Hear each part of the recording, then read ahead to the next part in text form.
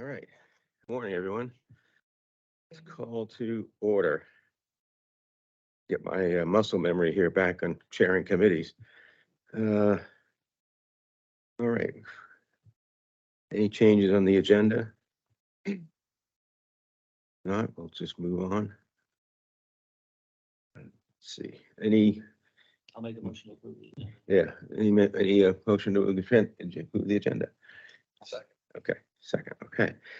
Any minutes? Do we don't have any minutes from the last meeting? Yes, okay. Yeah, we got. Aye. Aye. See, my muscle memory is bad. Okay, no action items. And Sally, I guess we'll go for the mid-year results. Sounds good. Good morning, everyone. I'm here to talk to you about the mid-year budget results. Here is our agenda. And we're going to just jump right in. Okay, so the background is that we presented you with a conservative operating budget. A capital spending plan was approved for $112.7 million. We continued cost-saving measures throughout the year, and we exercised prudent financial planning. The process for this mid-year review is that we evaluated revenues, expenses, and capital expenditures through June, and I have to give a big thank you to all the directors who have cost center responsibility, as I couldn't do this without them. And they really do dig into their expenses because we got a lot of reclass entries in finance. So I know they're looking at it. So then I take all those results and we project operating results and capital expenditures through year end. So as an overall recap, operating revenues are expected to be about 104% of budget. Operating expenses are going to be slightly below, we hope. Non-operating revenues will be above. Non-operating expenses will be below. There's funding available for our capital expenditures, and we'll use this experience as a factor in developing our 2024 budget. So here are our revenue numbers. Operating revenues, they're in the middle, will be 104% of budget projections. So that is being driven by our user rate increase that went into effect January 1st, as well as we have seen a 6% increase in water demand in July versus the prior year. And then non-operating revenues will also come in above budget, but that's being driven, as you can see there, by our investment income. We're projecting to come in at availability charges at this point in the year. Is that a 6% like on a per home basis? So that's production. So I looked at daily water totals that we've purchased from Fairfax as well as Trap Rock. And so that's 6% production. So it's just the total Mm-hmm. from last year against the total Right. this year. And then that rolls into billings, which happened to be 5% above last year. And then that results in revenue. Makes sense. Yeah. Okay. And how much of that is attributable just to the size of our customer base expanding, presumably per year? I did pull the customer increase and it is, where is it? It's minimal. We have 0.8% increase so far Okay. since year end increase. So 0.8 increase, but a 6% increase in water usage. Mm-hmm. So it's been a dry year. We're going to get into that in some of the other slides you'll see. Thank you. Quick question. Why is our other operating revenue projection so much lower than we budgeted? Most of that, I believe, is like plan review, inspection review, things like that. So if we're not seeing the plans or the inspections that we anticipated, then that revenue is a little lower. That also includes penalties and late fees. And so if we're not seeing as many people behind on their bills as normal, that could play a factor as well. Thanks. Mm-hmm. Okay, so there's just the, when you look this over later and you want to review what I said, there's the words we just talked about. And then we'll jump into expenses.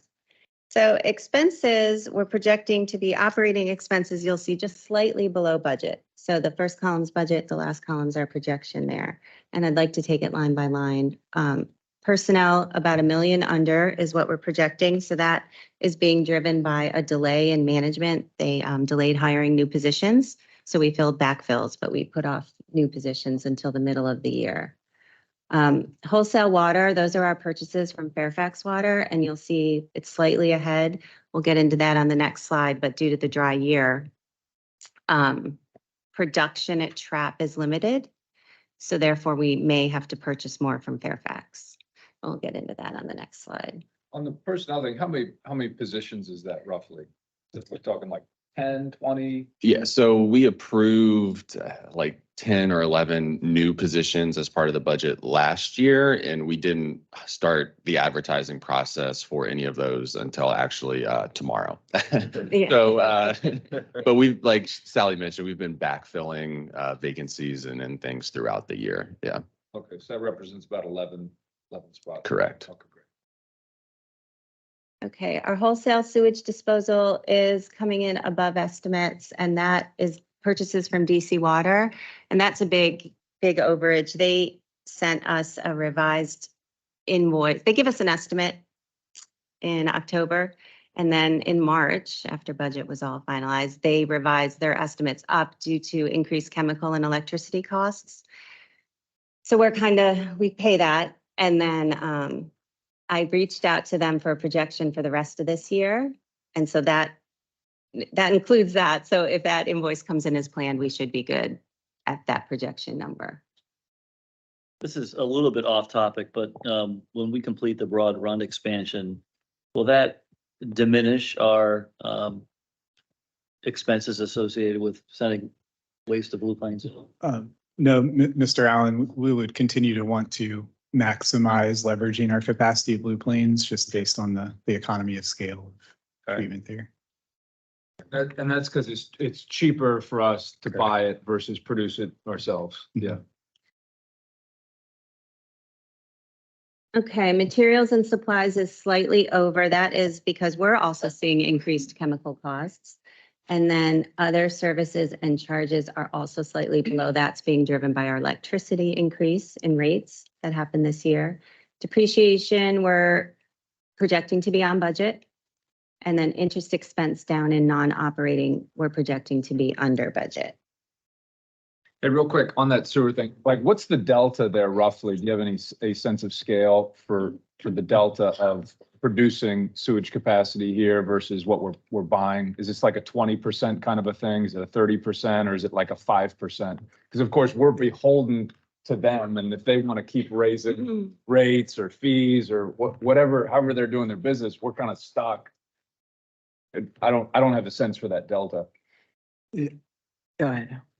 I don't know exactly Yeah, what the delta it's is. We can get back to significant, you. but It yeah, is. right offhand, I don't have the Which specific is number. okay, but it's not like a 5% number. It's like it's something significant. It's a 30 or a 40 or something like this. It's a significant number, and it is something, precisely what you're pointing out that we are watching closely.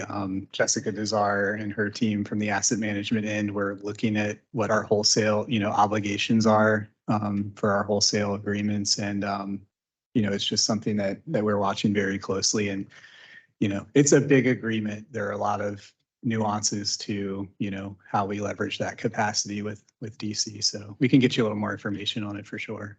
We can definitely look at that. And I will say that when, over the last 10 years or so, DC Water has done a much better job on their accounting side of things. And so the delta probably closed a bit from when we first built Broad Run. But given the state of the art facility that we have, and the economies of scale that they have at Blue Plains and not the same level of treatment, that delta is pretty significant. Okay. One additional side note is we've been really trying to, for additional reasons, leverage our capacity there with the expansion next door to free up some space in our rolling average with DC to give us a little bit of breathing room as we do some critical phases of the construction project next door. Okay. Gives us a safety net. But even if they continue to raise rates, 5%, 10%, this percent, that percent, I mean, there's still such a big delta there. It's still we're gonna come out ahead to continue to try to use as much capacity as we can now. Yeah, the basis for their increases of those fixed costs are the same thing that we're experiencing on our side. So it just keeps rolling. I think the other thing worth mentioning, Mr. Campbell, is that as there is this big intermunicipal agreement that governs, how Blue Plains and DC Water provide this service to not only us, but, other bigger utilities in the region. The one I'll mention is WSSC. There certainly is a high level of oversight on the financial process and the billings and reconciliations and all that. So everyone working to keep everything honest. So that's a pretty meaningful process. Yeah, no, that's great. Does DC Water, do they give you a breakdown of the expenses? I see it's electricity and chemical, but what about CapEx and depreciation, other expenses? Do they break that out for you? Yeah, they do. It can be kind of hard to decipher, but they do provide a breakdown of what they're charging us. Yeah. Because I know they've been doing substantial updates and expansions and so forth. Mhm. Very costly. I like it to kind of like the metro. When Loudon joined the metro, you're all in completely. So that means buses in DC we pay for and things like that. So I'm kind of equating it to that with DC Mhm. Water. I guess we pay for everything Yeah, in our rate. they break it down by your percentages of your capacity and all that. Mhm. So you can see that we pay less than Fairfax or WSSC, like Alton mentioned. Yeah. Does it equate to, does Fairfax use them as well? Mhm. And is it kind of a similar? They're more, aren't they? Yeah. Yeah. Based on volume? Yes. Yeah. Okay. Yeah. So, right, obviously. Yeah. Volume there. Okay. Yep. Thank you. So there's Fairfax, Loudon, obviously DC. WSSC, Rockville, The airport. the airport. Dulles Yep. Airport. Yeah. And so that's Rockville. And is that like Montgomery County? Is WSSC Montgomery County? Mhm. And Prince George, And Montgomery Prince and Prince George. So Montgomery and PG. Howard County, though, is not sending it to Blue Plains? No. Okay. So it's a lawyer in the beltway. Yeah, Yeah. okay, interesting. Thank you, that's really Mhm. helpful.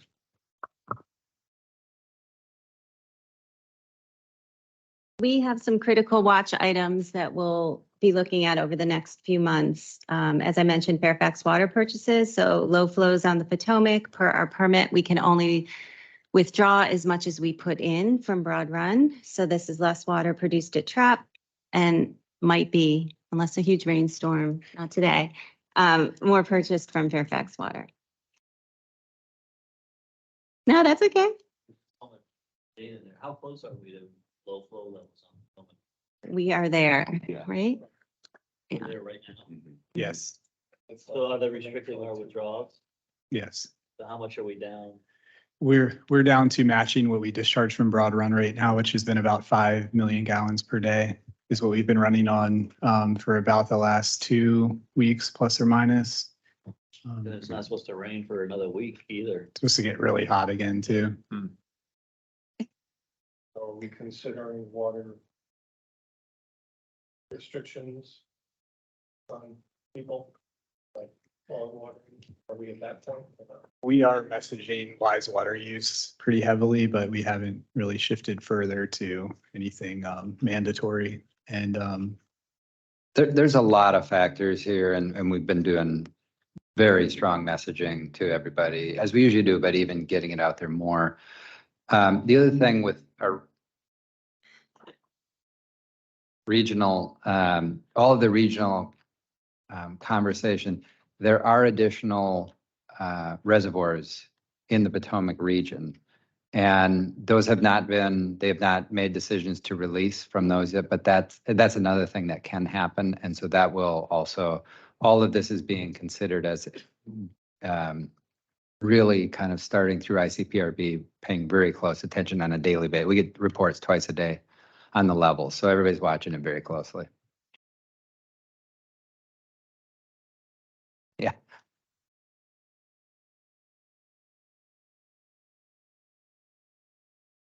Heard rumors out west that they're having some wells run dry. Is there any truth to that, that we know of? Everyone's looking at me because I got a major problem at my house, but but it's not my well running dry. But yes, I have also heard from the county that people at the county, that across the county, they are dealing with a lot of issues with wells. Well, there's nothing we can do to help them. No, I know. I just heard it yesterday and just made me think of asking today if we knew of anything definitive. I heard stuff that the county's been watering ball fields out west and wells near the area are dry. And I mean, That's no rumor. That's kind of fact-based, but yeah, so the county was having some issues with their wells at Franklin Park. Not the well that we operate with, however, they were exceeding their permit on that particular well, so they reverted over to their irrigation well as the sole backup for that municipal well. And the thought is that they really used way too much water out of that irrigation well. So they have stopped using that well. They're trucking in water now to Franklin Park to get them through the rest of the pool season, and then do the rest of their irrigation. And they're committed to doing a study to see if they can get to the bottom of what has potentially happened to the wells on Lakefield Road, which is adjacent to Franklin Park. are we surprised at this? I know we've had a lot of droughts in the past, but for me, just anecdotally, it seems like it hasn't been that long that we haven't had rain, but yet levels seem low, like something seems like the recharge isn't as good as it's been in the past. I don't know what it is, but does it seem like a normal period of where we've had dryness and we've had normal dryness in wells, or does it seem? This is, I can speak to, again, only to my own situation that I've lived in my house for 15 years. We've dealt with droughts before. I have neighbors who've been in their home for 30 years. They've dealt with these droughts before and never had issues. So Like we're having now? right. Right. So So- if we read the tea leaves, what does that mean? Do you have any hypotheses? I'm just gonna point to Franklin Park myself, but I don't know about the rest of the wells in the county, but yeah, I don't know. It's definitely toward the low end of low, but it's not outside of things that have occurred here in the region in the past. It just has been quite some time, and it's something that we're watching very closely, but it's been compounded with, it was such a dry winter, and if you look back at some of our reports, we've been running on a deficit of precipitation for quite some time. We've been in And the so, yellow for even all winter. It seemed like Yeah. we were. yeah, We had no snow, nothing. Yeah. Okay. So that makes some sense then. To your question, when I lived in Hamilton, we had two water restriction periods where no watering your lawn. This is in the town of Hamilton, so not outside. Again, not a huge area either. It's not a big town, but no watering your lawn, no washing your car, all of this. And that happened at least twice to my memory. And when we had studies out there, I think it was Emory Garrett had done some studies for Purcellville and Hamilton and Round Hill and all this. I mean, the bottom line is, as those towns have grown, and they've grown a lot over the last 30 years, well water is not a stable source of water for a growing population. It's meant for rural populations. And it used to be rural out there. When my parents moved to Purcellville, there was the one blinking light in Purcellville, and that was it, and all that stuff. But so it's like, as those towns have grown, you got the college there, you got retail, you got housing, all this stuff. And then all around, you've had these cluster subdivisions and things. Everybody's just sucking into the aquifer, and it's not designed to work that way. And because politically, nobody's wanted to run a pipe out there, either from, Lovettsville or from the east or whatever. But so this will continue to happen. And Emory Garrett had told us like 10 years ago, like, expect this to continue to get worse before somebody's like, hey, I'm not willing to accept this anymore. And then you talk about a real solution, but it's a difficult thing. Hey, real quick, I know our milestone reservoir, it's 26 that we think 2026, we might have that online. Is that right? Is it 26? 27. Okay, I was being too optimistic. But so like test case here, we're 5 million gallons a day right now. And so if Milestone Reservoir was there and full and so forth, what would we be, presumably we'd be drawing from Milestone? How many gallons a day would we be doing? Like if it was just a test case scenario right now, round numbers, another 5, so we'd be running Trap Rock at about 10 MGD. Okay. At present demands, present time, so just to give you a. So it'd be like 5 million gallons a day coming out of Milestone if it was up and running. Mhm. And so that would give us our 10. And how many weeks or months could we go drawing 5 million out of Milestone? It roughly provides a 3-month supply. I'm off the top of my head. Yeah, and I'm not holding you to numbers-wise, it. I'm yeah. just talking ballpark here. But that was all on the basis of, period of record, what have we seen as the worst case scenario we would need to supplement Trap Rock in that way. So that led into the capacity there and permitting it that way. So 3 months, give or take. Yeah, but that's a really meaningful supply Right. in a situation like this. The whole Right. summer. Yeah, and we'll get rain in September or October or whatever. But so that, okay, that's really helpful. 'cause And then that on top of being able to, we purchase additional, water at this point from Fairfax Water. We've got Goose Creek.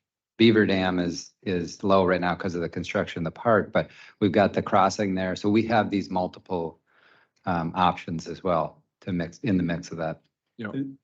This is our first, getting ready to celebrate the 5th anniversary of Trap Rock, online. And this is the first occurrence of this in that 5-year period. So it's been a good test case for us. And I mean, the operations team has done an incredible job. There were, just all these little concerns about how are the filters going to respond, running at these lower rates. And everyone's been really pleasantly surprised. And so we've been able to maintain at the 5 MGD and make up the difference with wholesale from Fairfax, and on the distribution side, keep the tank levels where we need them to be. And, so we've opted not to execute on any other measures at this point, Goose Creek, Beaver Dam, what storage we do have there. So, again, we're just trying to save that for, the what if scenario. But everything's looking really great right now. Well, and presumably if the Potomac's low, then the Goose Creek is also low, Right. right? So I mean, Right. is that, I'm in a situation like this, I'm assuming the Goose Creek is not something that we would be drawing from. Exactly. And that's the whole premise of why the city added Beaver Dam. So, we would be looking at supplementing Goose Creek with Beaver Dam in order to withdraw what we would need from that source. And remind me how much water the Beaver Dam Reservoir holds? That's about 1.4 billion gallons. So about Okay. 1.2 billion usable storage. And so it's another equivalency to what we talked about a few moments ago, about 3 months supply at about, where we're currently operating. Okay, okay. All right, yeah, that's great. That's helpful. Thank you very much. So right now Fairfax is not restricted? No. Okay, so what happens when they That, go That's down? a long way off. So they It have is, the okay. upstream storage in the Potomac Basin, Jennings Randolph. And, again, that's something that the region hasn't even executed on yet at this point in time. It's, everyone wants to keep everything for the last resort and the proper triggers. So, there's all that to. Okay, The quick history, there's a 1978 low flow allocation agreement. The jurisdictions, if it gets to a level that we're not close to yet, there's an allocation, each jurisdiction gets, each utility. We're not part of that group. We would be, through our wholesale agreement with Fairfax Water. But then successively in 1982, that's when the Jennings Randolph, the additional regional reservoirs were essentially built and put in deck to never allow that to happen. That's the idea of it. So they haven't done those releases, but they would, trying to get out ahead of getting to that point where they would have to do those real minimal allocations. And so I just wanna put a- nothing's ever been released from Jennings Randolph? Like that's never had to happen in the history Well, of the? it gets it did about 20 years ago, I think. The other thing that happens is you have one big reservoir. It's monstrous, and you have different categories of storage in there. You have water supply storage. Another percentage is water quality, and then there's even some recreational. And what happens is there's normal releases. Well, everybody benefits when you release for any reason, but sometimes it's a different reason they do releases. So there are likely to be, in fact, I think tomorrow there's a scheduled some kind of partial release for one of the other categories. the water supply benefits from that. I haven't seen the agenda yet for our board meeting next week, but can we get kind of an update for the board on Yeah. some of the stuff we've been talking about today? Just add it as an agenda item maybe and just bring us up to Yeah. date. Perhaps we could have a supplement to the regular monthly report for water I mean, resources. it could even just be an information item as well. Okay, So you don't have to do a report. You can just have some talking points, just sure, talk about, the releases and that we're being restricted and absolutely. in case it comes up with other board members. If we, because by next week, we're even going to be worse off than we are this week and it might become more of a topic. Sorry for our detour. Important. Okay, DC Water, we spoke about, the estimate does include the latest invoice. So the communication between us and them has been really good this year. Chemicals and electricity, we're watching. Increased demand requires increased chemicals. And what was on Jessica's budget when she turned it in was lower production. They have to use more chemicals or lower flows, lower water, because they're getting dirtier water, right? So they have to treat it with, it's my finance explanation. And then there's a stat there from Kendra too, on the percentage increase of chemicals, and that was sodium hypochlorite went up 142%. So we're going to monitor these closely, and if we're seeing everything increase, we'd like to return to you in October and seek additional funding if needed. And Kendra, that sodium hypochlorite is just because we're getting dirtier water mainly, is that? So she mixed the two. Yeah, I points in did. the Statement. So the water treatment plant is using more chemical. I would like to say I'm very proud of Broad Run. We are using less chemical, but just the cost of a gallon of sodium hypochlorite increased 142%. Oh, okay. So the So cost, we use hypo at Broad Run just for the reclaimed water. But even though we're reducing chemical, the price is increasing faster than we can reduce. okay, gotcha. And I Googled why that is. So it's a holdover from COVID and it's supply and demand. Oh. So, yeah. Okay. I think capital expenditures. So yesterday, they presented the preliminary spending estimate is 81% of the original plan. So it went from 112 down to 90 million. And there is existing funding available to finance the plan. There are key indicators. There's our growth numbers. Through July, we had 1,538 new ERCs. We're at 65% of budget. 57% of those are data centers. Is that number higher than it's been in the past, the percent that's data centers? It is. It is. Yeah, it was The historically 50-50. So now it's 57. Yeah, it's And usually in that 50 Yeah. range, yeah. And I guess doesn't seem to be slowing down at all. I just count the crane at 28. no, in fact, looking forward to budget, we was talking about residential development and how, due to interest rates and everything, that demand will not be increasing, right? It'll be slowing, if anything. So the growth that we'll see will be data centers. Mhm. Okay, economy, continued development, increased customer base, 0.8, and we'll continue to monitor for the second half. And then we're continuing to watch our spending and practice prudent financial planning. Just a question on the, Mhm. Sally, on the development, is that just data centers? Because I know, Bill, you see this too, on the commercial side, it's pretty much dead. Office buildings going up, commercial space is pretty much dead. Lenders aren't lending. The market is really soft right now. And I don't know about houses, I still see houses going up, but with the spike in interest rates for mortgages, that seems to be cooling off or has cooled off. Is that So Customer 50% of those ERCs are data centers. So the It's all data 43 centers, would be housing, Do you residential see a trend units. in other commercial buildings starting to, and residential and commercial start to trend down? Yes, Okay, yes. Yeah. If you look, we have the BI reports and it will show you that slowly, that's starting to come down. like that. Yeah.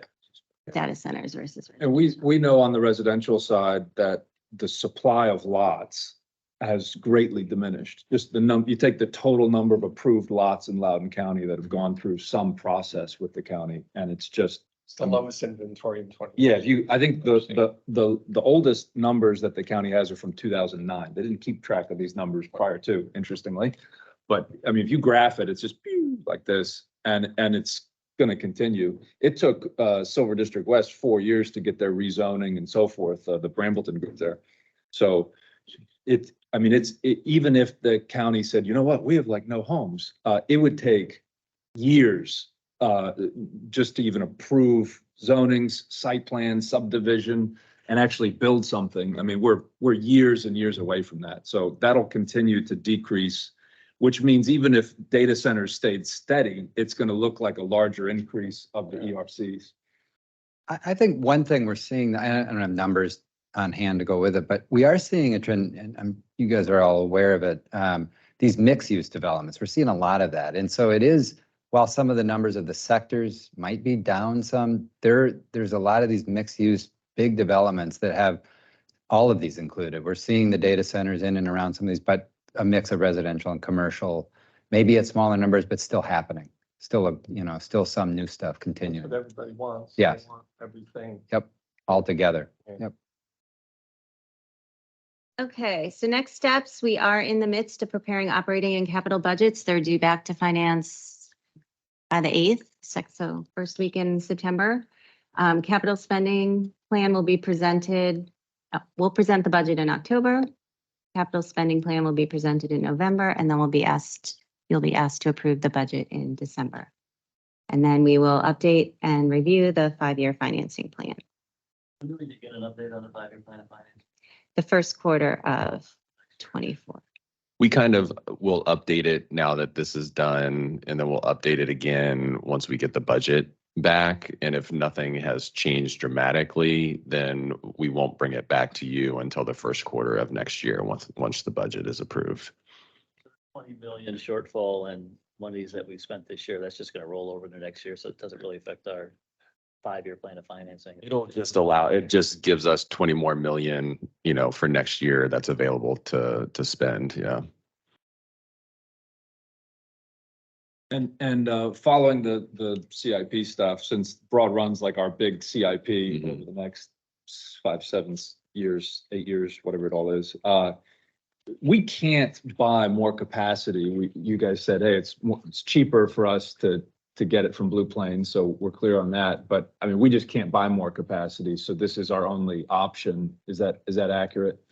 It's something that we talk about with Fairfax County and with, our inroads into those discussions. And Fairfax was also expressing some interest to DC Water recently. So we, of course, wanted to, align ourselves and with that request.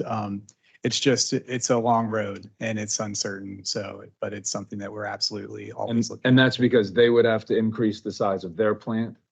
Yeah, so they would have to have their own construction program to accommodate our sewage or Fairfax County sewage or what have you.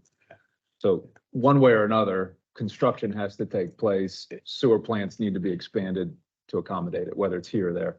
Correct. And it wasn't said earlier, but our level of treatment here at Broad Run is significantly higher than there at Blue Plains. So that is a point to be had. And Kendra had sent me, by the way, a note just during the conversation. I think that percentage you were looking for earlier is about 30%. Okay, thank you. That's helpful. Yeah, that's a significant increase. In addition to the treatment plant, though, it's the conveyance between us and them. It's a very long way, and that pipe is already over allocated. So it's almost infeasible to increase the size of that pipe where it's located now. So it's phenomenally complicated to get more flow down. I wasn't even thinking of that, but yeah, that would be. So there's just not room in the pipe, even if they had capacity. We don't have room in the interceptor to even send more. That's the biggest pipe we have. I mean, that thing is a monster. Well, yeah, it's 48-inch diameter roughly in our neck of the woods. And, so our Brippy's 72-inch here locally that brings flow to Broad Run. But, we just, really try to look out to the future for that. But, okay, that's all super helpful. So, I mean, yeah, okay. Then I have another kind of off-topic question. Do the rating agencies look at, or I assume they do, the expenditures that we're gonna be incurring over the next 7 to 10 years? Mhm. And I mean, is there any way that gonna reduce our rating, do we think? Do we think we'll be able to maintain it? They've not indicated any concern. I mean, most of the expenditures that we've mentioned that are causing us issues are causing everyone's issues. Later this fall, when Moody's is going to meet with us, they meet with us annually to go over our ratings. So we'll see what type of questions they ask then. But yes, we share our budget and our audit and our 5-year plan and our CIP and all of that. And they've not indicated any concern with any of that. I mean, most of it is offset by your willingness to raise rates. They always point to that as something that we do. You know, we're not seeing 15% rate increases because you all are willing to do 3% annually, which other jurisdictions are not. And so they look at that as an offset for that.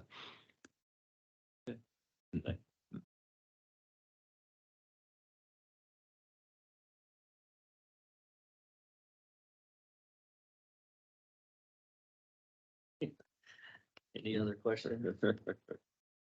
Okay. Used up a lot.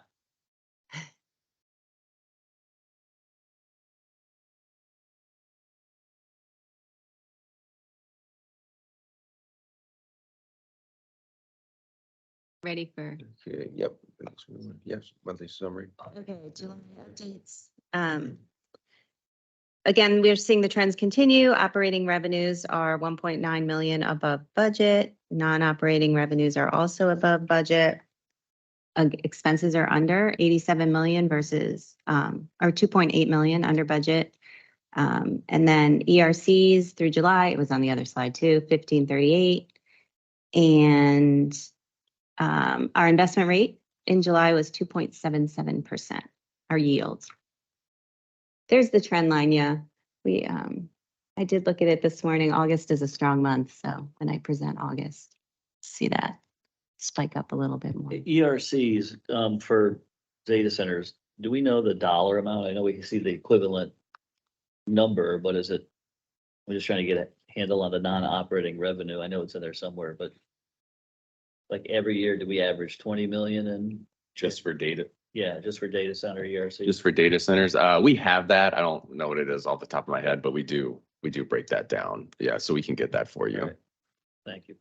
And then tiers, we have the tiered rate structure. Are people falling into these tiers because of the drought more than they normally would be? Are we noticing that from the billing standpoint? So when I looked at the billing summary, tier 2 and tier 3 were increased more than tier 1, if that. And what tier the am I in? Do percentage. you guys?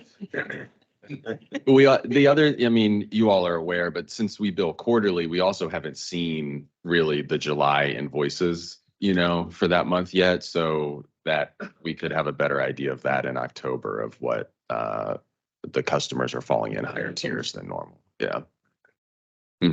Yes, based on the demand. Yes. Back to data centers again. We like data centers. Those are air cooled versus water cooled. Is there a difference in the ERC? Dramatically. Dramatically. Dramatically. Yes. Yeah. Yes. Do we break that down as to? Well, yes, they are. We could go back and look and see which ones are air cooled and which ones are water cooled. When we pull the data, we just pull everything together and say these are all data centers. But yes, your water cooled ones have dramatically higher ERCs than your air cooled. Yeah. Any more reuse water from data centers? Any more hooking up to reuse water?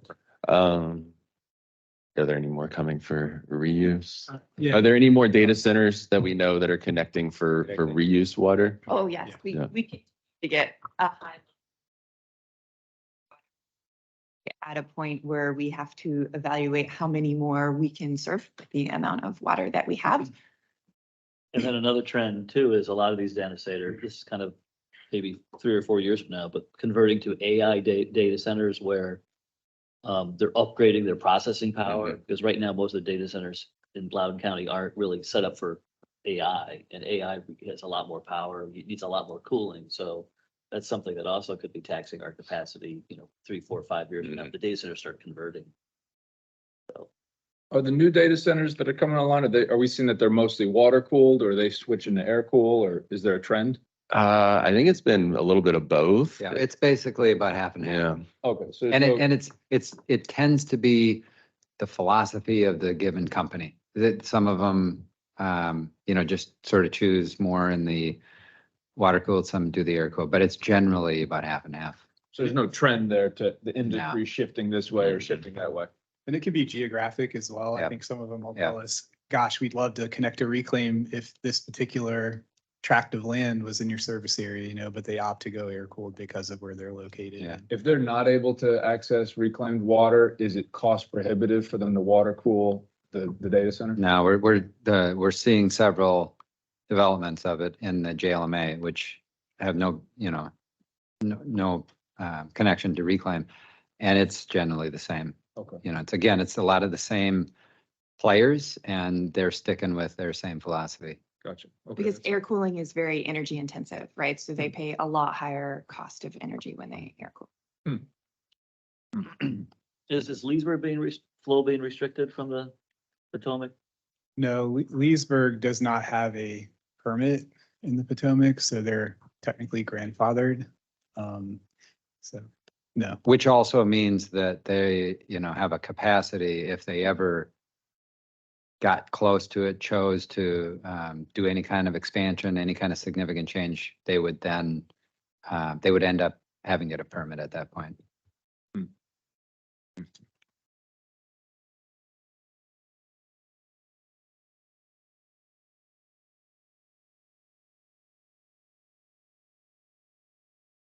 One comment I'll just make to the other board members here is I was looking through our materials that we were provided a little while ago. Our water rates are the cheapest in the area, but our tap fees are the most expensive. Just as that wasn't clear in my mind, but when I was looking at that. And so. And we like to say that's a matter of the value they're getting, because they can be assured that they're going to have, the service that we're going to provide for a long period of time, and they don't have to question that. Yeah. Yeah. So we talk value instead of cost. Well, it just is what it is. I mean, I think the approach of growth, paying for growth and all that's fair and reasonable. And so it is what it is. It's expensive to do these things.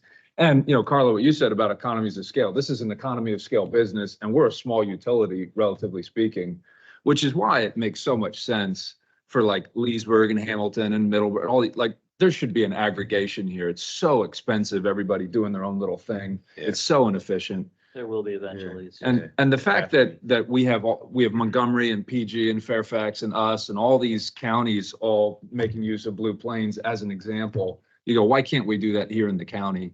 You can still control your own land use policy and zoning and do all the stuff, but there's such economies of scale there, and that seems like it would benefit everybody. Nobody wants to pay for it. Would it save people money?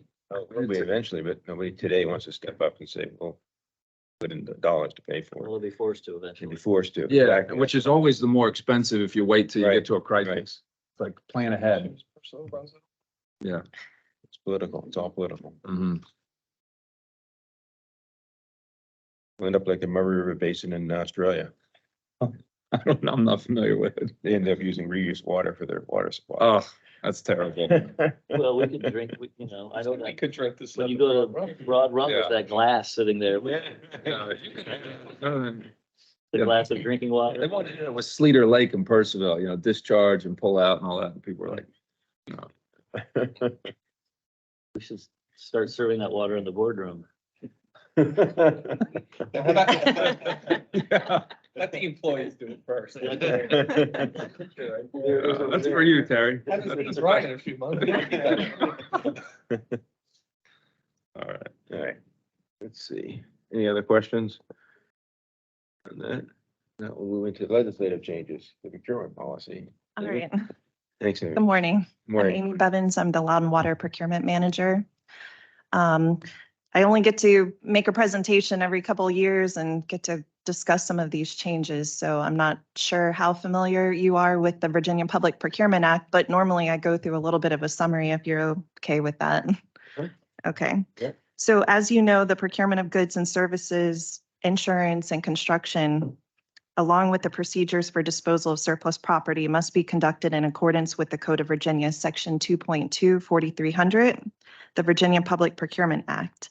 A link to the VPPA was provided in the write-up for your reference. The board adopted purchasing policies and procedures in 1983 to ensure compliance with the VPPA. The policy has been revised several times over the years to the current policy. The Loudoun Water Procurement Policy, revised with an effective date of September 1st, 2023, tomorrow, sets forth the policies to be followed by Loudoun Water staff in fulfilling procurement responsibilities within their delegated limits. A copy of the red line procurement policy was provided with today's write-up as well. It's my responsibility to monitor the policy and implement changes as legislative or administrative changes occur.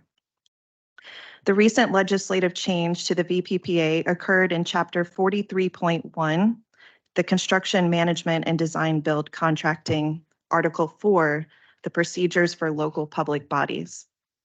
A statement was added to Section 2.2 4382 at the end of paragraph 5, reading, "The provisions of this subdivision shall not apply to construction management contracts involving infrastructure projects."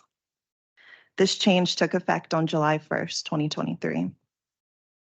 As shown on the screen, we are required to revise our procurement policy and the procedures for CM selection, specifically Section D, the required construction manager contract terms.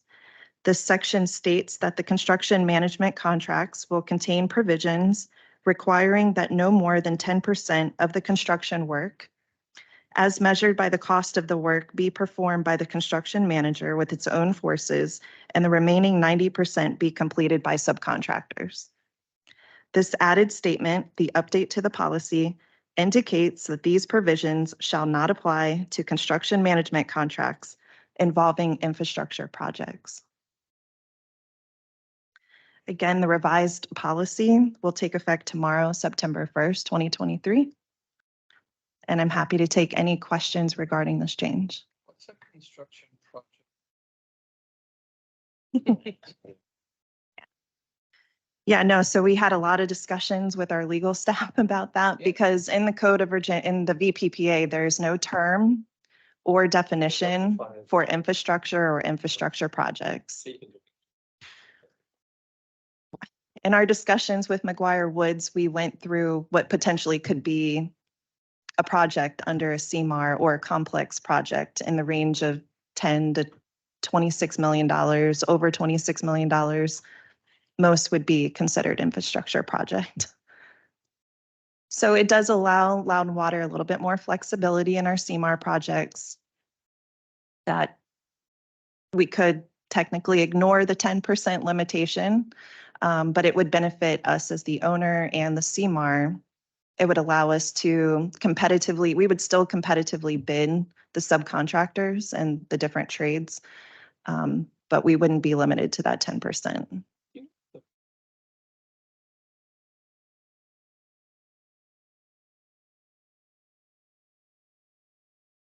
So during the Senate committee meeting, there was a contractor present. There were two speakers, and the testimony led to saying that by doing the 10% limitation, we were limiting competition. And so big general contractors that would typically take on a CMAR, they typically self-perform a lot more work than 10%. And other states do not have this requirement. So if they're working in other states and they're having good, big, successful projects, they're usually self-performing more than 10% of the work. That's how government contracting works. You have set asides and you have 8A companies that are small and Mhm. certain contract, you have to do that. So Raytheon is the prime. They don't do anything. There's just 74 subs under them that do all the work. Mhm. And the problem with that is, well, the theory is that is less efficient and more expensive, which is why Loudoun Water would typically not do that. Okay. Mhm. Yes, so it does drive the cost up when you are having to But they don't subcontract define the majority of the infrastructure, so work. We can just kind of, Mr. pretend we Byers, didn't read that paragraph, kind of move on. Yeah. Okay. Wow. I wanted to offer this is my personal interpretation, but most of our projects, I feel, pretty easily classify in the category of infrastructure. It goes without saying, but back to your question, in my mind, I kind of think of perhaps building construction as being possibly outside of the category of infrastructure. So roads, utilities, pipelines, bridges, things like that, infrastructure, perhaps maybe buildings, schools, those types of contracts would fall outside of that. Again, this is just my kind of personal interpretation, but I also go back to, I think it's pretty clear for Loudon Water's projects falling into the category of infrastructure. That's kind of what we do. Yeah. So it says that the use of construction management contracts shall be limited to projects with a construction value that is estimated in excess of 26 million, but construction management contracts may be utilized on projects where the project cost is expected to be less than 26 million, provided that the project's complex And approved by the board. and it's approved by the board. Mhm. So really the valuation doesn't really come into play. Correct. It could be a small It could be a project, could be small large, project. as long as it's complex, Which isn't defined. which that's certainly subjective. If you went to law school, you figured this thing. Everything's complex. And then it's just approved by the board. And then the value to us is what? We can just use our preferred construction management firm of choice without having to bid it? What's the, In the Seymour process, it's a two-step procurement process, so it's qualifications based. So we go through a request for qualifications and then we make a selection. You take at least three if you have three. The goal is to take three or more onto the RFP phase, and then they submit a request for proposal. We do a request for proposal and they submit proposals and we go through an evaluation. that sounds like this isn't going to change our approach. No, We're still going to do it the same way. Mhm. It's really just potentially affecting the bidders Exactly. because they are more vertically integrated and they want to do more of the project Mhm. themselves if they win. Yeah, the impact for us should really be it will help lower the costs. That should pretty much be it for us. And we might be getting bidders that in the past we haven't. correct. Mhm. Okay. Great. Is easy enough? Yeah. Thank you. Thank you. Thank you. All right, Brian. Quarterly investment review. Good morning. I'll be brief so we can get to Jessica's presentation, which is far more interesting than this. The total portfolio at the end of June was a little over 332 million. You can see the breakdown there. Market trends, as you can see, the portfolio total has started to level off a little bit. The yield compared to last year has increased dramatically, but AAA borrowing rates have not increased that much over the past year, which is nice. So if we do have to go to the market, which hopefully we don't for another couple of years, but it looks like that rate's pretty steady. We had 12.5 million roll off last quarter. You can see the rates were fairly low there. We did reinvest 22 million, and we were able to get some favorable rates.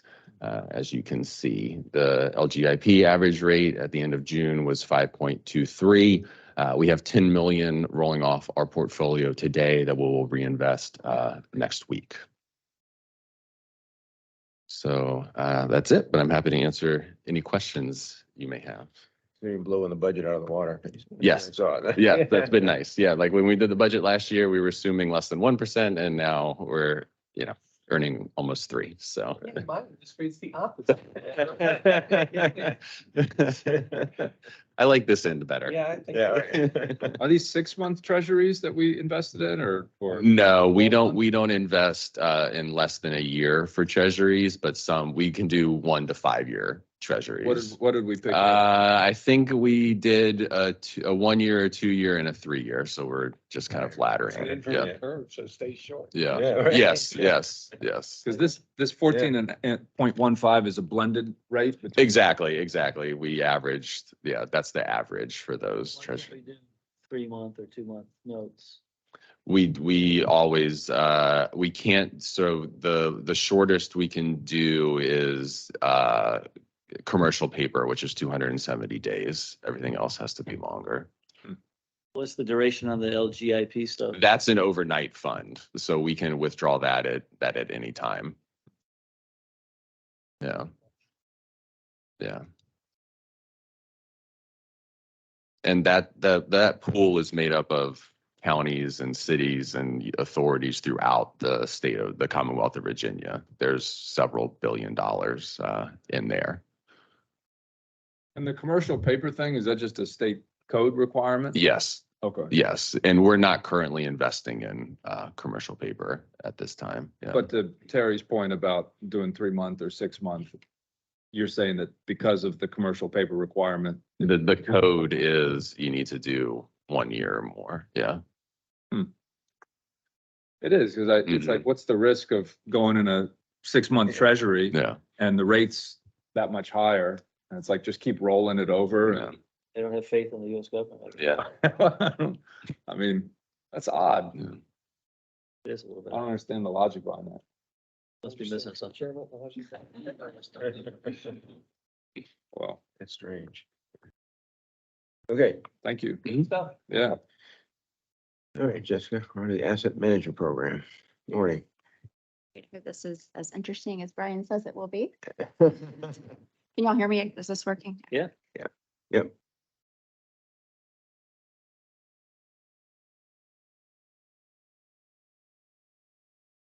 So I'm here today to share with you kind of a different spin on asset management than I've done in the past.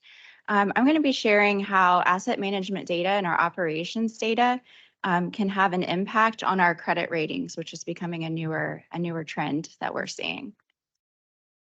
So we'll start with the great point that you all are well aware of, and that is that Loudon Water still maintains very strongly the AAA bond rating through each of the 3 rating agencies. So we are at the top there and have a great reputation here from that perspective. There are a lot of different factors that go into our credit ratings that are beyond just, our unrestricted cash on hand and the debts that we have. Rating agencies are also looking at our capital plans, our capital improvement plans. They're looking at the local economy and how even our top 10 customers are doing. That's one of the questions that typically comes up. They're also looking at our operations. Are we able to meet demands? How are we doing with third-party agreements, such as with DC Water and with Fairfax? They're looking at policies and procedures, so not just the financial policies and procedures, but how we're doing with cybersecurity, and do we have succession planning in place? There's so many different factors that go into our credit rating, but what's new, what we've seen in more, I guess really the past year, is we're starting to get more questions that are related to our asset management data. And so what I'm intending to do this morning is to share with you the different questions that we got this past year from S&P and how we were able to respond to those and what we're doing to maintain good standing with all of these questions. And just to ease nerves, we're in good shape, all is well. But I do want to share this information. I think it's really interesting to take a look at. Good for the credit agencies actually going to this level of detail. I'm sure there's many utilities that are not excited about that. Yeah. I mean, in our case, and I don't want to take your thunder there, but I mean, good for them. Yeah. This is very thorough and it's good. Yeah, it's interesting how much this ties into our finances. And yeah, I was certainly surprised to get that email with questions from Brian this year, but it makes perfect sense. It really does. It's smart. I'm glad we've been doing the things we've been doing, so you're able to answer these well. So first question, pretty basic for us, is have you had any drinking water violations in the past 12 months? So this is based on 2022 data, and no, we haven't had any drinking water violations in the past 12 months. You'll see this chart up here, which doesn't seem very helpful for this one, but you will see it for some other data points.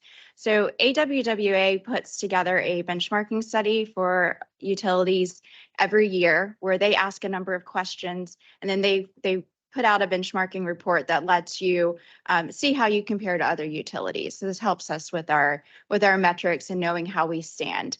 Now, everyone who responded to the survey had no drinking water violations. So a little funky, but you'll see more variation on some of the other data points. But that's based on a sample of about, I think it was 94 utilities that had responded to that question, all said they had no violations. But this is really important to us. And we do a number of things to help ensure that we don't have drinking water violations. Obviously, we're always testing and reporting to our customers as we should on drinking water quality following the Safe Drinking Water Act. One of our recent presentations that Jessica Edwards put together, you heard about new contaminants and things that might be monitored in the future and that may become regulations. We're very involved in those types of activities so that we are aware of what's coming and prepared to comply with those regulations. We also maintain flexibility with our water sources. So if there were a contamination event, Trap Rock can change water sources to support that situation so that we can remain in compliance. And our communications team is also really good at public education. How can we protect our water source? The importance of protecting our source water before it even gets to us to treat so that we can maintain good drinking water quality. So how do violations occur? Is it self-reporting, or how would a violation occur? How would it be found out? Who would report it? Yeah, so I might need a little help, but I think it's self-reporting, right? We run tests and report to That's correct. the VDH, yeah. Through our permits, we're bound to self-report when we have a violation. So, yeah, you're correct. Do they come in and do random testing, PDH? Yes, they do visit our facility and verify the monthly operating reports that we submit to them. And yeah, there's a sort of a multi-layered verification process there. Okay, great, thanks. So the next question we got this year was around, do you have a water loss control program? So this one's interesting because when you think about water loss, that's non-revenue water. It's water that you're paying for that you're not getting return funds for. And you'll see here that there's another report from AWWA that shows water sector challenges that are current. And one of the big issues for utilities is water loss control. So it's no surprise that the rating agencies are wanting more information about water loss control. So we have a number of programs in place at Loudoun Water to help us minimize water loss. Now, there are some that is expected and okay and makes sense. For example, we're going to have a hydrant flushing program. We're going to purposely lose water, but there are benefits there. So some water loss is okay. But what we do to minimize water loss, we have a couple approaches to acoustic monitoring, and I've probably shared some of these in the past, but we have one program where we have a contractor go out and do about 400 miles of pipe per year of manual listening through acoustic listening devices to identify any leaks in the system. There are leaks on hydrants would be kind of one of the most common ones, or water main leaks, things like that, so that we can address them early before we lose a lot of water or have service disruptions. And we also have a remote monitoring, acoustic monitoring program where there are devices that are installed on our hydrants, and we get information remotely if there is a sign of a leak. So those are more strategically based in the older parts of the system where we're more likely to see breaks and leaks, things like that. So we're very on top of trying to identify leaks early and regularly staying on top of that. We also have processes in place where we compare our production water to what's billed. So production versus revenue to see what those changes are. I think in 2022, it was approximately 7% would be considered non-revenue water. So that includes the water that's expended that's okay, plus water that you don't want to lose. And I think kind of industry accepted, there's not a specific metric, but tends to be if you're less than 10%, then you're in good shape with water loss. So we lose 7% of our water. Is that what I'm hearing? Yeah. I imagine the lion's share of that is the hydrant flushing. Mm-hmm. That's a good bit of it. Yeah. And any kind of construction water that's not metered, things like that would happen. How much is it? In my mind, I'm looking at this going, oh, it's like the flip side of I&I, but Yeah. how much of it are we just losing just because there's cracks in pipes and stuff like this? Is it a 1% kind of a thing, 2%? It's probably a very low number along the lines of what you just mentioned. Okay. Yeah, I'd say like you said, the lion's share of it is with hydrant flushing. Okay. Also wanted to kind of point out this hydrant program that Jessica has up here. This has been really neat in terms of being a predictive maintenance tool that has sort of these additional benefits to us. So I think the best example is we know this is the area where a lot of our water main breaks occur. And this system has allowed us to identify a leak forming and a break starting and to get the teams out there repairing these before they become bigger and before they happen, in the middle of the night and require on-call work and overtime and so forth. So, this is one of our, few predictive maintenance programs that I think is a great success story. And so you're saying that the hydrants are kind of a weak point, that's. Well, no, these sensors are mounted on to hydrants in sort of strategic locations, and then they use cellular technology to report back to a database, web portal, and it'll give us real-time alerts when it pinpoints a leak or a break forming. So that's the remote acoustic monitoring you're referring to. Right. And what's the program where we send somebody out in the field and they're doing their acoustic monitoring that way? It's basically the manual process of this exact same premise. Okay. Yeah. And we just do that on the ones that don't have the remote sensors? Right. Okay. Right. This is a newer program. The field-based, folks going around 400 miles of pipe per year. That's something that we've had in place for quite some time. Is the idea to phase out the field work with sensors throughout the system over time? Possibly. We're just pretty early yet still in this program. We've been piloting it a bit and expanding it slowly. So it's something Do these sensors have a life expectancy? Is this, you put them on and they're good for 5 years or 20 or? You have to replace the battery eventually. Okay. So we haven't gotten to any battery replacements yet, but you think maybe like 10 years. So. Okay. But we're piloting it, so we're figuring it out. Yeah, it's very promising. It's pretty exciting. Yeah, that's very cool. And there's a cost difference between the sensors and having someone go out there and do it. So we're not going to likely put sensors out there in brand new pipe. It just doesn't make sense. We're not expecting to see problems, and it wouldn't really make sense from a cost perspective. So we're trying to figure out what that balance looks like. But the manual listening process is still really helpful. It helps us get through the entire system every few years. And it also, we use that contract when there's bond work and we want to go out and check new infrastructure and make sure there's no leaks in that before we close out that process. That makes a lot of sense. Yeah. So as we replace older sections of the system, like in Sterling, would we phase out these sensors? Or We can move them. Oh, so they're movable. We could Mhm. relocate them to some other part. Yep, that's the Huh. plan. So once we replace the water main, we'll move them to the next area that's a higher Oh, that's priority. really cool. Yeah. Wow. And I guess the last thing I'll point out for water loss control is that our customer portal also provides a lot of great tools for customers at their personal level with their home or their business. They're able to look at the trends and their water usage and identify any major spikes or things that could be signs of a leak on their property. And our system also has the ability to send alerts. So if you have extremely high water usage at a property that's unexpected, not part of the trend, you can let them know so that at that individual level, they can go and investigate their issue as well. So the system's set to trigger like a 20% spike or something like this, and it automates it at something? Or is it like a 50%? I'll let Sue answer. She's Oh. got it, Corby.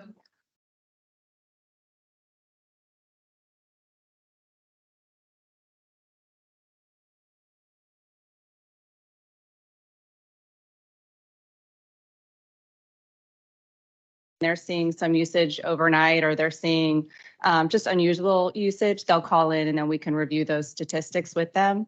But the tier alerts, they get triggered when they're within 5,000 gallons of a new usage tier.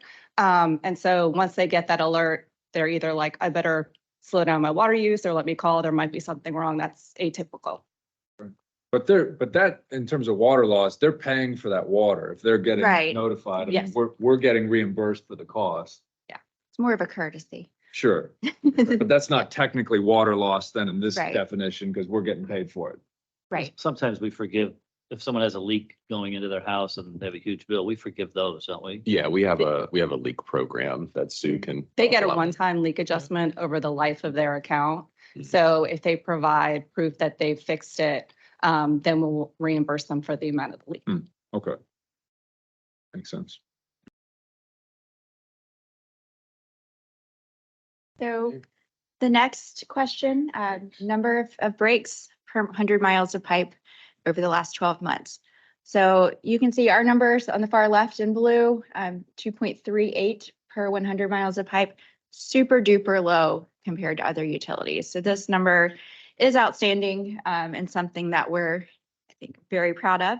A lot of that can be attributed to our age. We are still young. But our numbers are low. And so we really benefiting from that. About 94% of our system is ductile iron pipe. So this was all installed after 1980, and that's where the real reliability comes in. So the breaks that we're seeing for the most part fall into that cast iron pipe in the system, which is yellow on the map, just if you're seeing that. But the cast iron pipe is where the issues are, and we're aware of that. I also, another kind of data point that's not, I guess I haven't seen an industry benchmark, but that we do track internally, and I think is really a good one to highlight for us is our response time to the breaks. So we track from the moment after we have found out that there's a potential water main break, we go out there, we've identified the break, we turn off the water, and then we turn the water back on. So the point from when we turn off the water to when we turn the water back on to the customer outage of water, our average was less than an hour and a half in 2022. And the max we had was 2.5 hours for taking a customer out of service. So that number, I think, is really incredible. And I think a lot of that is attributed to a number of things. So one, we've got this remote monitoring technology, so we're able to identify these things early and be able to plan it so that we're reducing that service disruption to the customers. But then we also have the valve exercise program, which I think has helped out a lot with this as well, where we're going out and assessing and turning all of our valves and making sure they isolate, because the more valves that work and close, the less number of customers we take out of service and the less amount of time we spend trying to isolate the problem so that we can correct the issue. So I think that's a really important factor into our response times as well. And then just in general, we have great engineering design standards. We're always looking for the best quality materials that make the most sense. We're putting in cathodic protection, making sure that all of the pipes are protected and are going to last. So at less than 2 hours, I mean, then I'm assuming we're not bringing out equipment and digging up pipe. This is more, we're addressing a valve that's not functioning properly or something like that. No, we are going out and digging up and either, putting a repair band on the pipe, or in some cases, cutting in a new section and sleeving in a new section of pipe. It's just the mechanics of the process.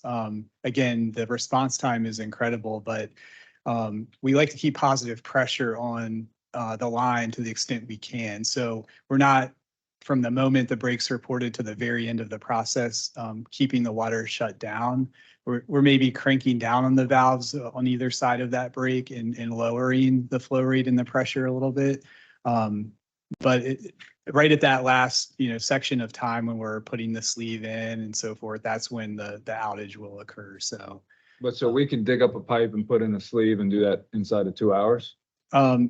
Maybe the entire process lasts a bit longer, maybe 4 to 6 hours in total, but yeah. Still, I mean, it's incredible. Yeah. That's incredible. It's incredible. I actually had the opportunity to go out and work with the crew in early July on a break down here in Sterling. And I can't say enough about the team and the process and even the customers, right? I think it really shows with, everything this organization does, for our customers.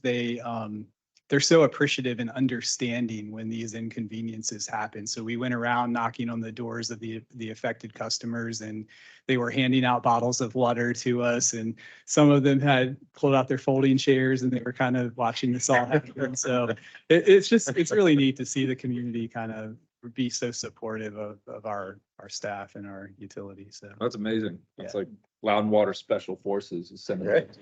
SWAT get team. in, get out. lots of neat tools and, equipment to help make the process efficient. It's cool. That's We, great. we dig up the road, it's our responsibility to put it back Correct. to Yeah. code or whatever. Yeah. You got, okay. And most of this cast iron, I'm looking here, it's like Route 28. So this is all the flex industrial stuff there. Yeah, this one's a better one. So I'll just pull the next okay. slide. This is, Oh, yeah. this is a lot better to look at. So the cast iron here is the yellow. Okay. And that's more of a close up. Okay, so it's old Sterling. Sterling, yeah. Sterling Boulevard. Yeah. And then Sugarland, Mhm. the Shug. Yep. Yeah, we have a little over 70 miles of cast iron left in the system. So, which kind of brings us into our next question that we received, which what is your pipe replacement rate per 100 miles? And this one is interesting because we have, I think, a little more explanation to provide because our replacement rate is about 1%. But we have a lot of reasons that we have not replaced a lot of pipe. Number one being our age. Number two, the low number of breaks that we have in the system. We don't want to spend money on something that's not necessary. And then we've got a low number of cast iron pipe. But we are really ramping that program up because our goal is to get rid of all this cast iron pipe as soon as possible.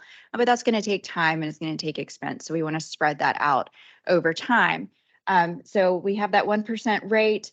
And we're continuing to work towards pipe replacement. We have projects going on this as early as right now to cover about a mile of the cast iron pipe over the next year. So should be replaced through our CIP program. And we have projects lined up in the CIP, and you'll see more even this year as we're going through the next iteration of the CIP to have the plans and priorities for which cast iron pipe we want to focus on getting rid of first. So we're definitely focusing on those with the most amount of breaks, those customers that have been put out of service the most. We want to make sure we tackle that pipe first. Like less than 5% system is 7. That's really good. Mhm. Yeah. The next question we got was, what's your percentage of water meters over 15 years old? This one surprised me, but then I started to think about it, and older meters give you less accurate meter readings, so you're not getting the right revenue. I think we as an organization are very good at keeping up with our meters. We have the great technology in place, and we're constantly keeping those updated. So only 2.1% of our over 85,000 meters are greater than 15 years old. So I think our field services team is doing a really great job of staying on top of that. And certainly an important issue as it does affect revenue. And presume, what do we call the meters where you just drive by and it reads, what are those called? AMI. Our AMI system. AMI, okay, Yeah. that, and, Yeah. and so that saves us time where the guys don't have to get a truck, go read the thing. Yeah, we don't even do the drive-by reads. We have it's all, Oh, we don't even have to leave the office. They just Radio keep the based, feet yeah. up. They just keep their feet, they don't have to get to start up the truck. Margarita at home. Nice. You only have to go out there to turn it on or off, right? That's pretty cool. And technology is moving far. They even have some they've piloted now that Amazing. you can just do it remotely, from their. So the most of office, our you can turn it off. meters are that technology where it Mhm. just feeds into the system. Nobody even has to go physically out to the street. Yeah, it's Like the Leesburg guys still drive up and down the streets to collect data. At least they do in our neighborhood. I think so. Okay. So if someone has a leak in their house, we can shut off their water remotely? No. Not No. in most cases, yeah. Okay, This is just read the meter. all right. Yeah, we have a small pilot that we're performing of some meters that you can shut off remotely, but there's like 200 or so that we're playing It's hard with. reaching down in that hole and Light strips on that weird shape. There's no tool for that. I had a neighbor who's had a leak in their basement. And we shut his water. I need to get one of those tools. Yeah, the keys, the, Yeah, otherwise you're working like. Home Depot used to sell 'em. Turn that thing. I got one in the garage. Thought that was part of the. That could be chairman. Because when I was in Hamilton, we had so many problems. I was on the sewer committee and we, you get a call from Greg Wilmot and it's like, oh, we got a problem on South St. Paul Street. Yeah, seriously. We are not allowed to touch our meters. I'll move the team. So. Put this on. Yeah. Send the finance guys out there. That's what I would do. Get out there. Yeah. Yep. So this next question, kind of interesting. We've had a ton of discussion about this today. So I don't feel like we need to get too far into it, but they are asking, which, is up here on top water sector challenges, do you have a drought management plan? So this is really important and we do, and this is required of us. Then we have it at the local and the regional level. It's required for our permit. So we do have a drought management plan. We do modeling. Have, let's see, sorry. Okay, I'll get closer. And then we also have our resiliency efforts that we have, like the Milestone Reservoir, where we're trying to plan for the future. So I think we're in a really good place from the drought management plan perspective. They are also asking if our long-range water supply forecast includes climate modeling. So the answer to this as well is yes. So we have our long-range planning is done through the ICPRB, and this is done for all the metro area utilities on a 5-year schedule. And this does include a climate modeling scenario in that report. So we are doing this, and we also have projects internally. Brad Schmitz is leading an effort for looking at risk and resiliency associated with climate change scenarios. This is an active project that's been going on, and he's been looking at these issues for the past couple of years at least. But we are assessing, what are the risks of climate change on our assets and on our system, and what are the things that we need to do to address that early, or what can we do now? So we are starting to really get focused on climate change in general. And you can see just kind of from some of the statistics from the State of the Water Industry report that about 60% of the utilities are also kind of in the same boat. They're also working on their climate action plans or really thinking strongly about it. 11% are concerned about their long-term supply needs, which is concerning. Fortunately, I don't think we're in that bucket, but it's, it's definitely. What are the other 40% doing? I guess they're not thinking about it. So, yeah, because this is just, you're either considering it or you have a climate action plan. So the other 40% are just ignoring it for now, I guess. So, it's interesting because like if we were on the stormwater side, looking at a climate change contingency or something, it's like, oh, well, we might get lots more water than we would anticipate. Or you're talking with, doing a LOMAR or a CLOMAR, and you're talking with FEMA, and it's like, oh, well, we're going to get potentially way more water and bigger impacts with floodplain and so forth. In our situation here, I'm assuming we're doing the opposite and we're modeling, well, what if we actually get a lot less water than we're used to getting? Is that? Well, it's actually it's a little bit of everything, So if you think of a lot of our sewer lift stations, they're located in low-lying areas close to floodplain. So those points you just mentioned, those are important for us to look at from that perspective.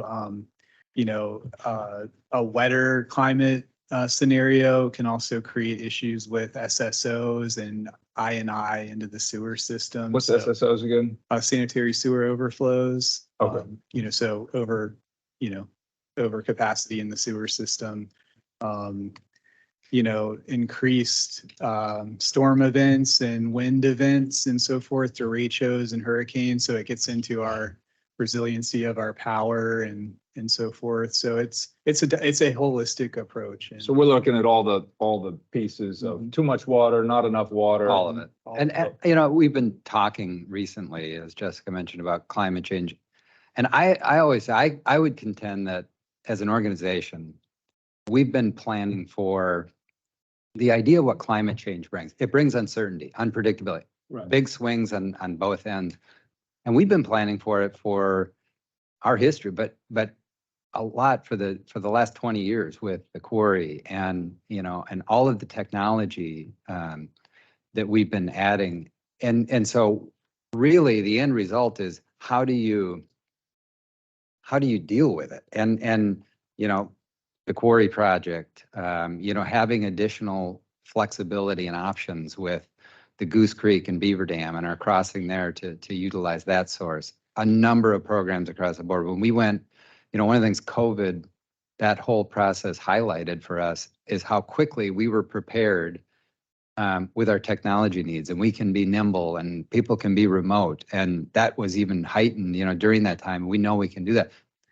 We just didn't do it in the name of climate change, but I think we're as well prepared as you'll find for a utility. It's resiliency and contingency. That's what it is. planning, which is what That's you what have. it is. Yeah, yeah. And it's part of the community in which we exist, right? Things like Loudoun County has a very robust floodplain management program, and they've put a lot of emphasis on that. So we can also lean on our partners, Dominion, with the resiliency of the power infrastructure and so forth. So we try to look at that and leverage our partnerships as well, so the burden doesn't just rest on us and our customers. No, that's good. We talked a little bit earlier, you know, the region has the reservoirs that, again, we benefit from through our wholesale agreement with Fairfax Water. But there was a resiliency study a number of years ago. And one of the things that came out of that, there was this broad recognition across the region that with our program, this was water supply, so particularly with our quarry program, it was sort of recognized that in these dire times, a major drought, Loudoun Water is self-sufficient in many ways. And I think that was just sort of a recognition of the things we've been doing and working on for a long time. Yeah, no, it's great.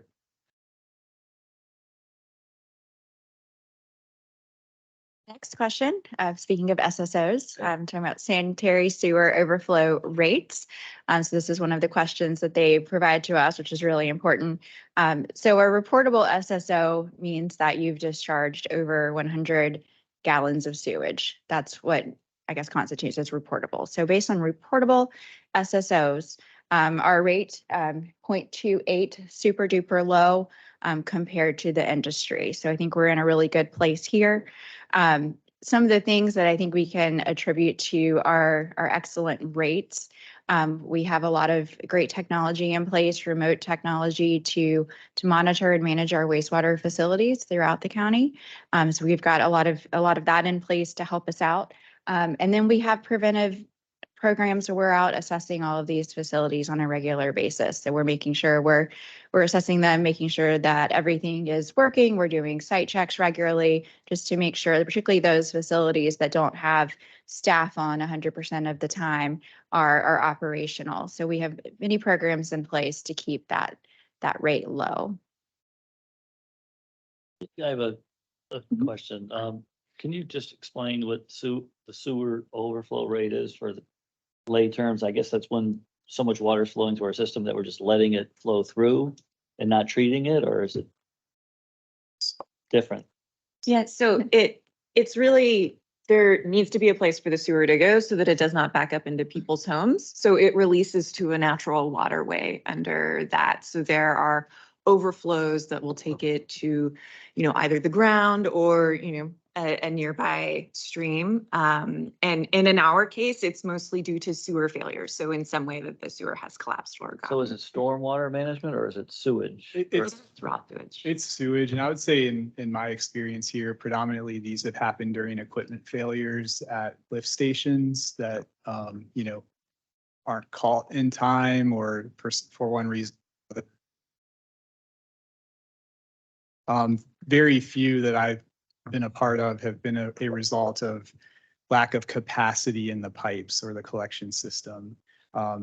occasionally you will get some sort of backup in a manhole or something like that. Sometimes kids can put sticks and things down into the little hole in the lid, and things that nature can create a backup that might create an overflow, but that's Could the a, general. could a rain event, if we got 10 inches of rain in 2 days, that could trigger it as well? Absolutely. It's just, we haven't really experienced really any of that occurring because of collection system planning and adequate condition. Thank you. You're welcome.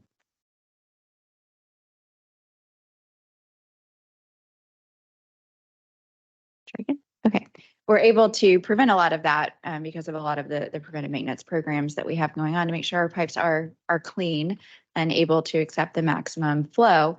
And so they're also asking us about collection system integrity, which is very similar, but this is including anything that's not reportable. So if it's under 100 gallons of sewage, this would kind of fall into that this other category, which would be a greater number.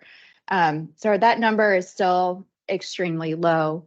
So we're able to maintain this through all of our preventive maintenance activities. So we've got our CCTV program that's going out, and they're putting cameras in the pipes, and they're looking for defects, any signs that could lead to I&I, or that the pipe's failing, and that we need to go and address that so that we don't end up with sewage leaking from the pipes. We have a manhole check program, so the team's going out and popping manhole lids, looking for any signs of too much flow going on, defects in the manholes that need to be repaired, and so on, to prevent this. And we also have a sewer flushing program, so they're jutting water through the sewers to make sure that they're clean, and that if we do have a major rain event or something going on, that it's not going to back up in the pipe, that we're going to keep that pipe clean. This is, so I understand, this is just sewage, not stormwater. Right. So Yeah. are some of the other water systems that we're compared to, do they include stormwater and sewage, or is it just strictly No, the data set we're looking apples at to apples? is our like utilities. So Okay, this data set is for combined water and wastewater utilities, is what we are comparing ourselves to. And presumably the only impact of stormwater would be if there's I&I in one of these systems, presumably, but it's all coming through sanitary sewer, right? I mean, right? No. I missed what was the question? I'm sorry. Sean was asking about stormwater, that whether or not this had to do with stormwater, and the answer was no, it's sanitary sewer, but to the extent there's I&I in a system, Yeah. there's some stormwater that's leaking into the sanitary sewer, which presumably would be measured with these statistics here. Correct. It's just, we're not considered a combined sewage and stormwater system. So it is, just a small fraction of what may enter our system. But storm sewer and sanitary are never combined, right, in the same pipe? Yeah. They are? Like in, oh, yeah. Not in our Yeah. community. no, Yeah. older didn't know that. communities are still trying to work to phase out. Unbelievable. combined sewage. Yeah. I thought that was like 1800s kind of stuff. Oh.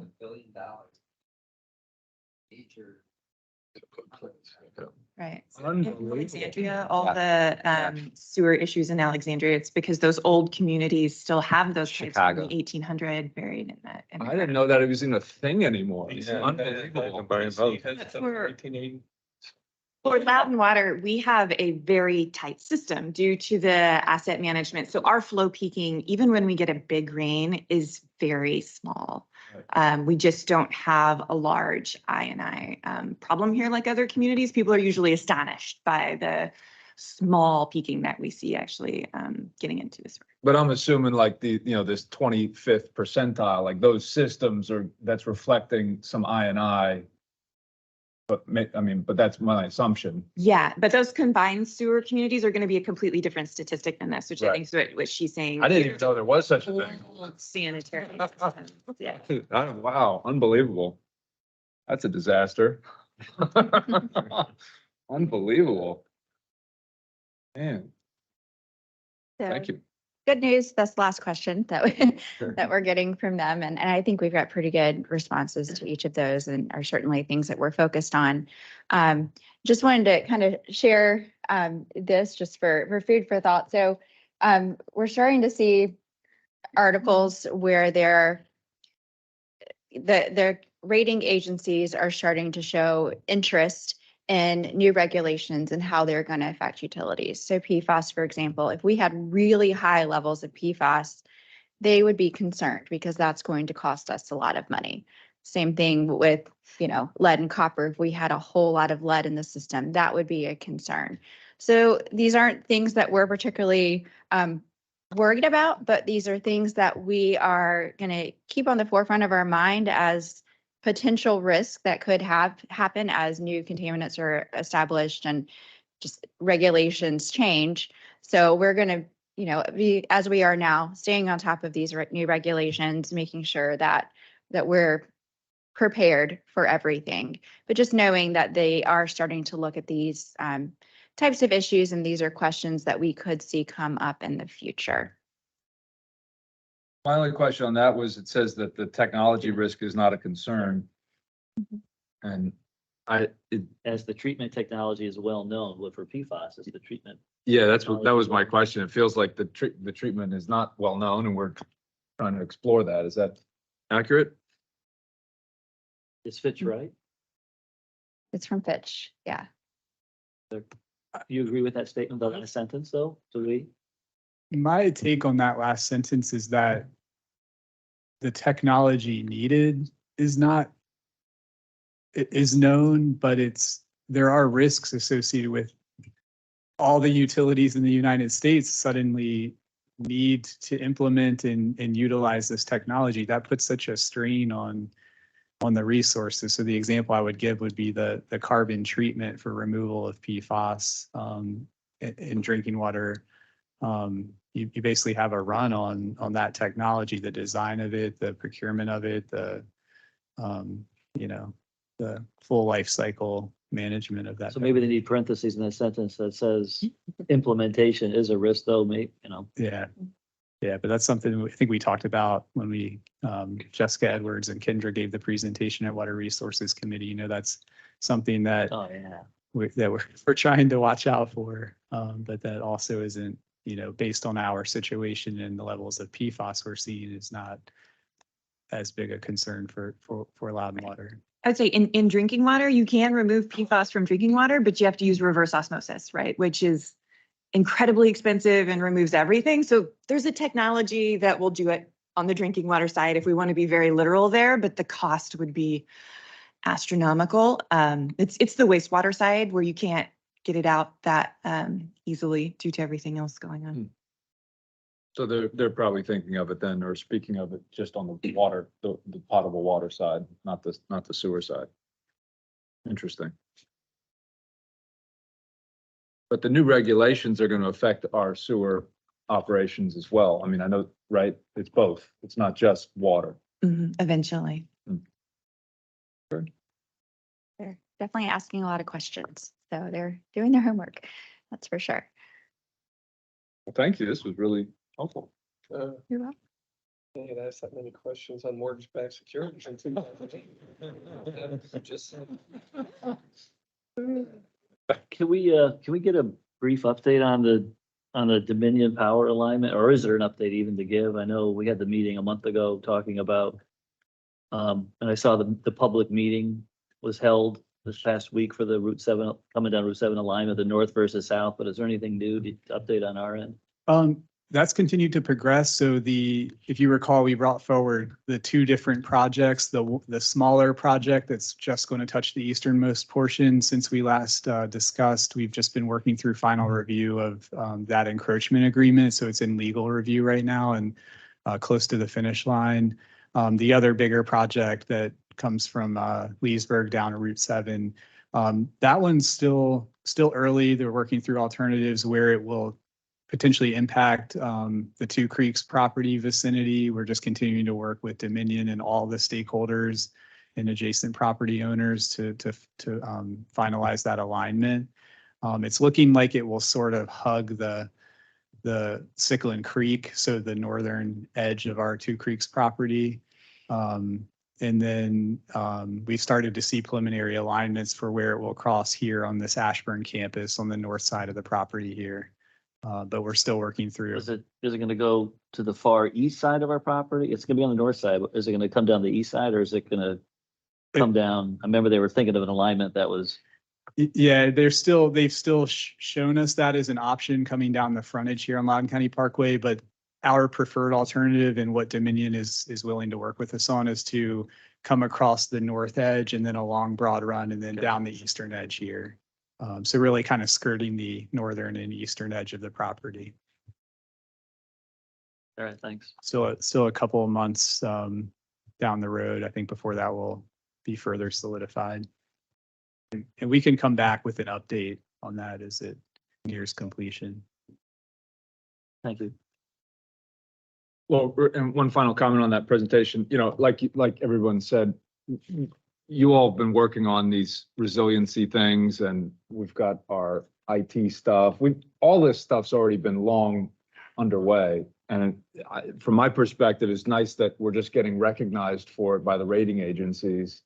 And so I think that's great. And I think it's a credit to everybody who's been involved in thinking through this and being strategic and getting out ahead of all this stuff. I think it's amazing, the system and all the stuff that you guys have done. It's just absolutely amazing. Very good. Just back on Fitch's comments, it just seems like it's open-ended that, you know, there may be debt related to achieving compliance and is this an ongoing discussion with them? It's not a gotcha, in other words. No, I think what they're really trying to get at is there will be added expenses for all of these things, but they don't want to provide kind of an industry-wide assumption of what that's going to do. It's going to be on a case-by-case basis with the utility. And when David Rose presented the 5-year plan, one of the things he mentioned was we have debt capacity in the future. So if we do have to issue debt for some huge cost related to this, it wouldn't impact us, with our credit rating. Yeah. But we have a good local economy and we can raise rates 3%. Exactly. Yeah. So that's why they look at, the holistic and everything. ask all of these questions now. Yeah. Okay. Well, Fitch just downgraded the US, so. Yeah, they did. That's why I wondered about it, you know? That was my question. You know? Yeah. It just seemed a little heavy-handed, but it's okay. All right. Anything else from the committee? Anything else from? Good stuff, guys. Yeah, good job. Good meeting. Motion to adjourn, So moved. second, Second. all in favor? Aye. Okay, we're adjourned. Thank you. Thank you. Just mention, we didn't talk about the next meeting, but we plan to cancel that meeting. We don't have any action items at this time, but we are potentially going to use that time slot for the selection committee. So just to put that on your radar, don't take that off your calendar, but No, fine it. the September finance, I'm sorry, on the 28th.